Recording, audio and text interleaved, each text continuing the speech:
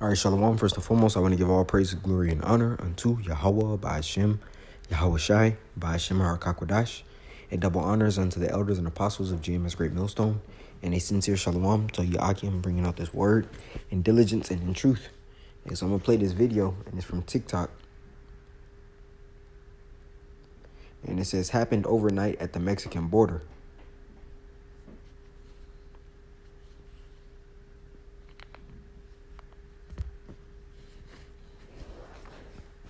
And as you see, these cars and vehicles are just flying through, which shows you that where they coming into, which I believe, that type of occurrence just doesn't happen, man. They're purposely allowing, them to be over here, and what a lot of the Northern Kingdom that's coming through don't understand is that, they ultimately just coming over here too to be judged, man, because.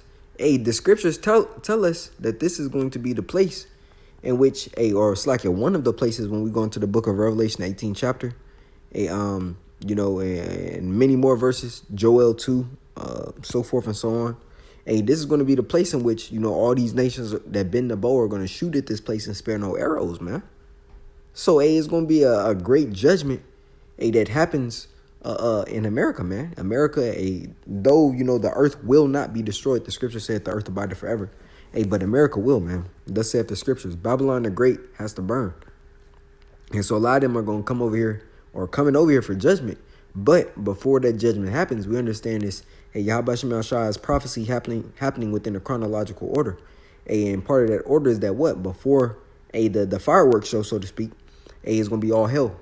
Matter of fact, I'm going to start with this in the book of Ezekiel, the 2nd chapter, in the 7th verse. And it says, and thou shalt speak my words unto them, right? Because the scriptures tell us that Yahawashi has put forth his men on the highways and hedges to warn, to give heed, to speak unto you so-called Negroes, Latinos, Native Americans, who are you Israelites, that hell is coming, man.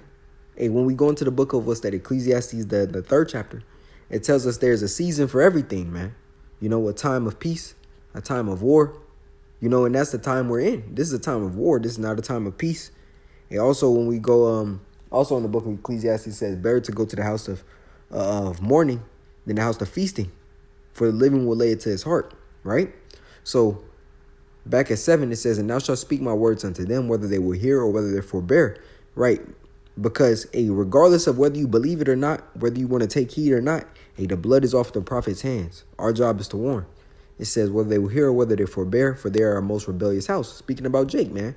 Jake is just a bunch of rebellious, hard-headed niggas, man. It says, but thou, son of man, hear what I say unto thee. Be not thou rebellious like that rebellious house, right? Showing forth a separation. It says, open thy mouth and eat that I give thee. And when I looked, behold, an hand was sent unto me, and lo, a roll of a book was therein. And he spread it before me, and it's the scriptures. And it was written within and without, and there was written therein, lamentation, mourning, and woe. When we read in the NLT, it reads 10, which he unrolled, and I saw that both sides were covered with funeral songs. Showing forth what? Great death, man. Words of sorrow and pronouncements of doom. The scriptures clearly tell us what? In Daniel 12:1. It says, and at that time shall Michael stand up, the great prince, which standeth for the children of thy people. And there shall be a time of trouble such as never was since there was a nation, even to that same time. And at that time, thy people shall be delivered, everyone that shall be found written in the book. Right? Meaning what? It's going to be holy hell upon this place, man. It says that was never was since there was a nation, even to that same time. As the deliverance of this place, the deliverance of the children of Israel, the elect, is going to be surpassing what was done in Egypt. Well, so is the destruction. Because after this time, we ain't gonna mess up no more. That's how bad Yahawashi is gonna have it. That after this ass whooping, Jake will never go off again, man. But as we see here, in that video, what happened? You had the Northern Kingdom, and it is probably Southern Kingdom amongst them as well. But nevertheless, they're coming over here. And this is what's going to happen. This second Ezra 15, because the caption, or one of the captions that us and the body was talking about, the brothers, was that all of these are war-aged men, from 18 to 40, man. And I wouldn't be surprised if there was sleeper cells amongst them, because we understand foreign troops have to land upon American soil. And it's nothing for them to, be disguised within, an influx of Jake coming in. And on top of that, they're hungry. Hey, they're coming to a country where, back where they was at, their hustle and them surviving was different. It's not as harsh over here as it was over there to how they live. So when they see Jake over here partying and bullshitting, they see the luxurious so-called lifestyle, they gonna take advantage. If that mean they have to destroy, rob, murder, so forth and so on, guess what? They gonna do it. And they want a house over their head. They want a home over their head for them and their children. So what does that mean? They're gonna try to get it however, man. Especially when Jacob's trouble come into play. On top of that, brothers have been showing videos and articles of, crates and cargoes of guns being, let out to certain individuals on the East Coast, where influx of Jake is going, but also other parts of the states as well. So this is all gearing up for sedition. This is all gearing up for racial riots. This is all gearing up for ultimately destruction. It's 2 Hedge 15, and I'm going to start here at 14. Woe to the world and them that dwell therein. For the sword in their destruction draweth nigh, and one people shall stand up and fight against another, and swords in their hands. And Yahawashi has America's just divided on all levels, whether it be politically, whether it be social, economically, whether it be in-house. Because when we go into the book of Luke, it tells you, matter of fact, I'm going to grab that real quick. It's Luke 12 and 40, 50. Here we go. There's Luke 12:51. Suppose ye that I am come to give peace on the earth? I tell you nay, but rather division. For from henceforth there shall be 5 in one house divided, 3 against 2, and 2 against 3.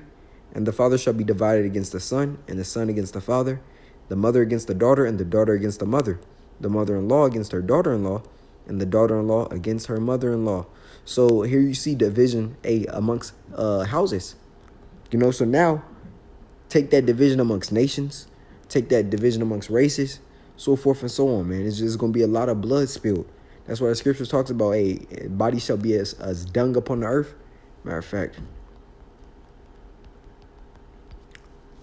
this is, a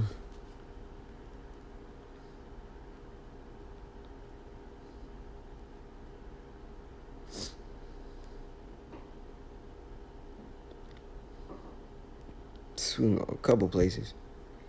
This is Jeremiah 25:33. And the slain of the Lord shall be at that day from one end of the earth even to the other end of the earth.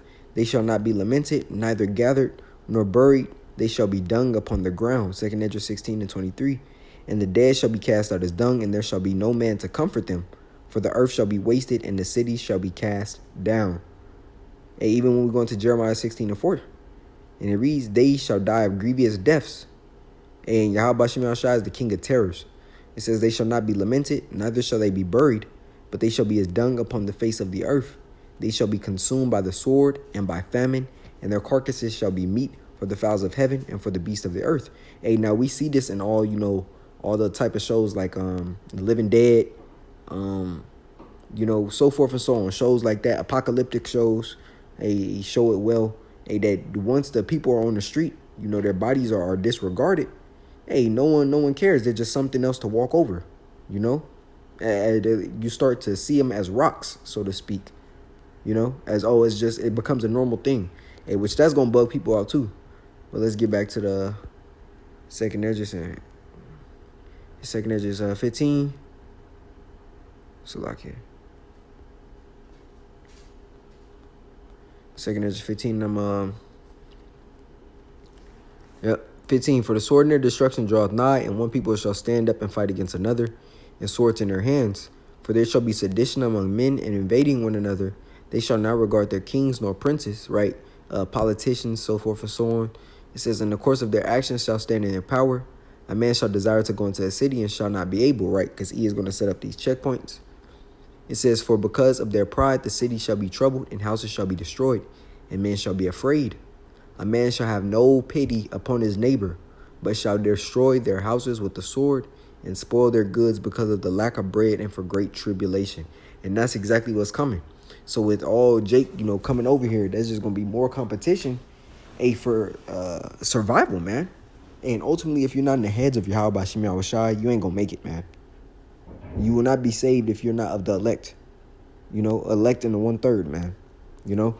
So I just want to bring this lesson to the body to show forth that prophecy is moving. Yahawah Yahawashi is allowing the chess pieces to be set up for the ultimate trouble, man, which is Jacob's trouble.